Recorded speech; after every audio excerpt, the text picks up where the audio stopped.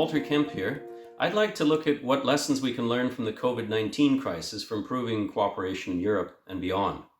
The first is that this crisis shows again how most of the threats to security today actually transcend borders. Think of large flows of people on the move, pandemics, climate change, transnational organized crime. These are transnational threats, and therefore countries need to work together to deal with them. The second point would be that facts matter, that you need credible, truthful information for early warning and early action in order to save lives. The third major lesson is a sense of urgency. You have to remember at the beginning of this crisis, a lot of people, including leaders, didn't take the issue very seriously. And as a result, a sense of complacency led quickly to a state of emergency.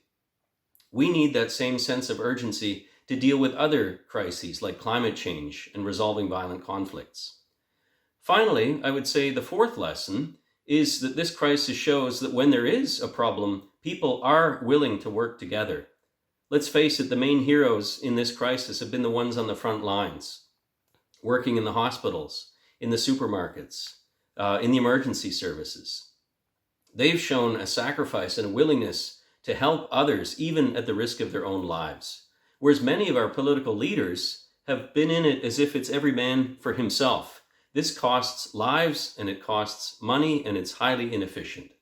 So to conclude, I would say that the COVID-19 crisis shows the importance of cooperation at so many different levels.